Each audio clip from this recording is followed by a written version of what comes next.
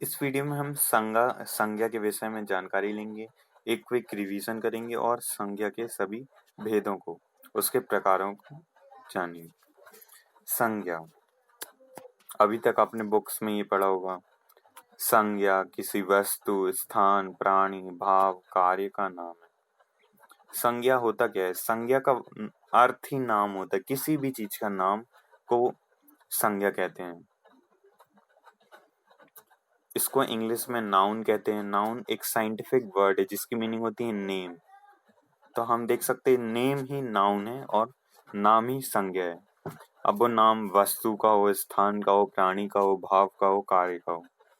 इसका शाब्दिक अर्थ हम निकाल सकते हैं नाम, और हम इसको संक्षिप्त में इसका शाब्दिक अर्थ देखते हैं। संज्ञा, सम धन ज्ञा। संज्ञा शब्द दो शब्द से मिलकर बना है, सम धन ज्ञा।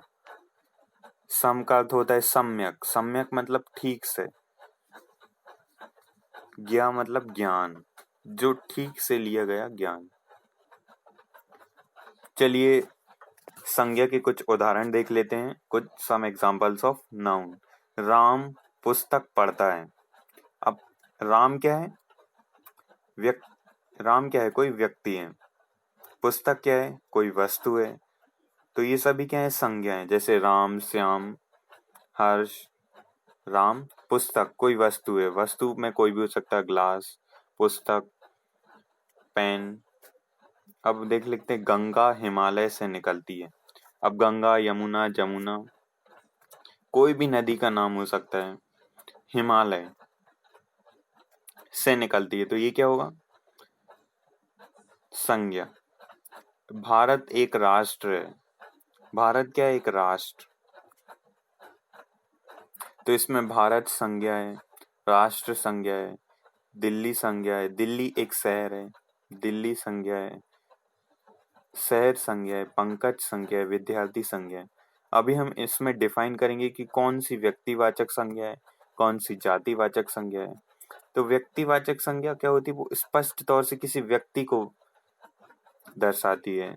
इसका हम पहले डेफिनेशन देख लेते हैं, पहले परिभाषा देख लेते हैं, इसके बाद हम आगे हम इसके प्रकार की बात करें संज्ञा, तो ये हिंदी भाषा में मुख्य तौर से 3 प्रकार की होती है। यदि हम अंग्रेजी भाषा में बात करें तो वो 5 प्रकार की होती है, लेकिन हिंदी भाषा में मुख्य प्रकार से 3 होती है। लेकिन अभी मॉडर्न जो हिंदी आई उसमें 2 और ऐड कर दिए गए हैं। जो मुख्य 3 प्रकार हैं वो है व्यक्तिवाचक संज्ञा, जातिवाचक संज्ञा, भाववाचक संज्ञा। और 2 संज्ञाएं जिन्हें अभी ऐड किया गया है वो है द्रव्यवाचक संज्ञा, समूहवाचक संज्ञा। ये बात याद रखना कि जो हिंदी भाषा मुख्य तौर से ये 3 ही संज्ञा होती हैं, व्यक्तिवाचक संज्ञा, जातिवाचक संज्ञा, भाववाचक संज्ञा। और ये अभी अभी 2 आई हैं, द्रव्यवाचक संज्ञा, समूहवाचक संज्ञा। संज्ञा के भेद का पहला प्रकार है, संज्ञा का भेद पहला है व्यक्तिवाचक संज्ञा। जो संज्ञा शब्द किसी एक वस्तु, व्यक्ति, प्राणी, स्थान, धातु, समूह, विशेष के नाम से पहचान करते हैं। मतलब किसी विशेष व्यक्ति, प्राणी, स्थान, धातु, समूह, विशेष के नाम से पहचान करते हैं। अब जैसे राम, भारत, गंगा, यमुना, जमुना, जनता दल, कांग्रेस, बीजेपी, लोहा, तांबा, जिंक। तो ये क्या है? एक व्यक्तिवाचक संज्ञा, एक स्पेसिफिक, एक पर्टिकुलर पर्सन है, वो डिफाइंड है कि भारत क्या है? एक देश है, ये सभी लोग जानते हैं। तो ये डिफाइंड है कि भारत, गंगा एक नदी है, तो ये क्या है? व्यक्तिवाचक संज्ञा। और ऐसी कोई, ऐसा नहीं कि वो हम जानते हैं उसे, उस नदी को,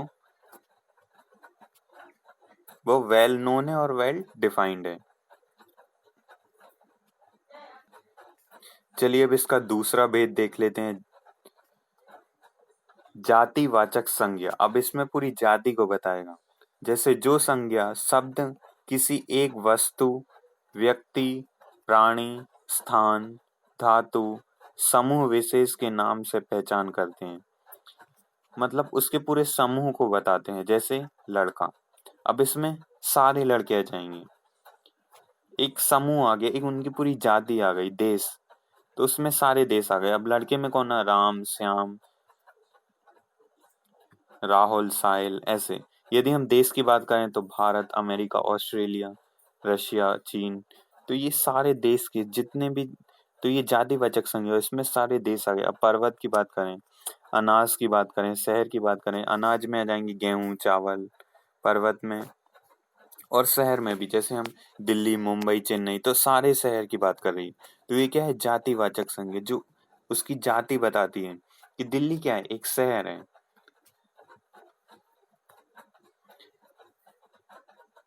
तो एक चीज को स्पेसिफाई नहीं करता। यदि हम अभी व्यक्तिवाचक संज्ञा देखें तो वो स्पष्ट रूप से लिखा हुआ था भारत, मतलब वो देश नहीं लिखा हुआ था। उस भारत की जाति क्या होगी? देश। और वो क्या है? व्यक्ति, एक स्पष्ट रूप से। चलिए इसका अब तीसरा प्रकार देख लेते हैं, संज्ञा के भेद। भाववाचक संज्ञा। अब ये भाव को स्पष्ट करता है। जो संज्ञा शब्द किसी भाव का नाम, गुण, दशा का ज्ञान कराते हैं। लोभ, गुस्सा, उत्साह, हरियाली, मधुरता।